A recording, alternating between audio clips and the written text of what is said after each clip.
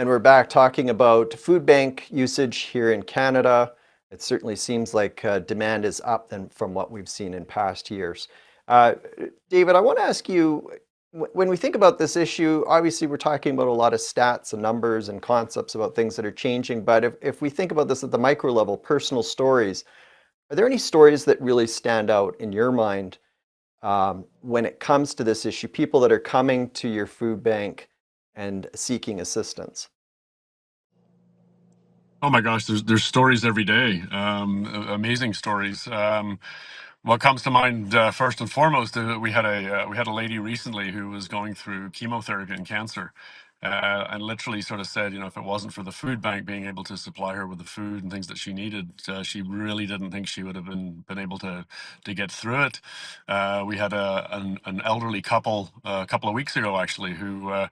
We put a really big focus at the Vancouver Food Bank on fresh food, and we deal a lot with farmers directly. And they said they hadn't had fresh vegetables in 6 months, couldn't afford them, Wow. and they've just been literally living kind of like those instant high sodium noodles is what they've been living on, and they've really seen a deterioration in their health. So absolutely every day there's stories. We actually just saw headlines recently that scurvy is back in a sizable way. I saw a Yeah, headline about that. And obviously that's very disturbing when you hear about that disease. It seemed like we had beaten it back centuries ago. Wendy, I'm going to ask you the absolutely. same question. Are there any stories that stand out in your mind?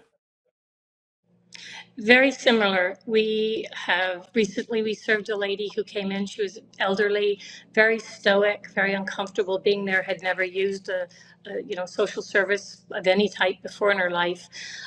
She was widowed and really struggling, and she had been living for the last 3 months, putting off having to come and to access food on porridge and pea soup. uh, Now she participates. She is beginning to understand that there's no shame involved in it.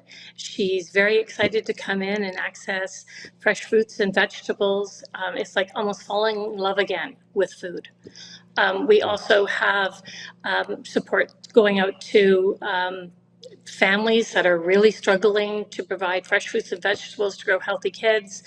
Um, and they come in as well, and they're overwhelmed with what they're able to access, the fact that there's fresh fruits and vegetables available for them. Hmm. And and what about on the volunteer side? Are there any stories that stand out in terms of the people that are coming and participating and helping out with your organization?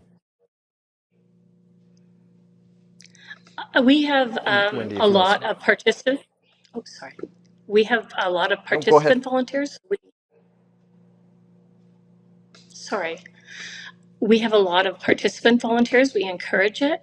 And we put support system in there to make sure that their volunteer experience is successful.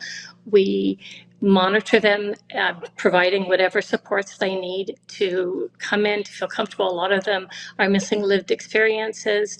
And so we're able to provide support so that they can have a positive volunteer experience. Many of them, it's for the first time in their life that they've been able to partake in something bigger than them and give back. And what about on your end, David? Are there any surprises when you see volunteers coming in, maybe for the first time, they're getting involved, they're helping out, or is there anything that is kind of hitting home with them, or any kind of interesting stories on that side? Because I know that food banks, they depend so much on volunteers, everyday people to get involved. What's been your observation, David?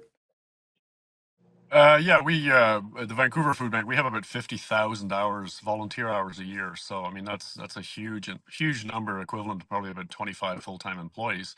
What we're seeing is a lot of corporate groups are really enjoying coming in, getting involved, and what they really love doing is we have these program packs for for babies to toddlers to preschoolers, grade schoolers, and then we even put these special packs together for seniors over 65. And I think one of the things that really they find fascinating is when we're actually handing these packs out. You're giving these kids proper nutrition, proper protein packs, and different things. And even the senior citizens, they get these extra fresh vegetables and stuff. And when you see the smile on somebody's face and you're volunteering, it's a good experience. Oh, for sure. When we come back, I want to start to get into sort of the public policy element of this. What are some things that we're seeing that maybe governments could do to help out, or maybe beat back the demand in the first place, things that governments could do to help people so that they don't have to depend on food banks. We'll be back with more in just a moment.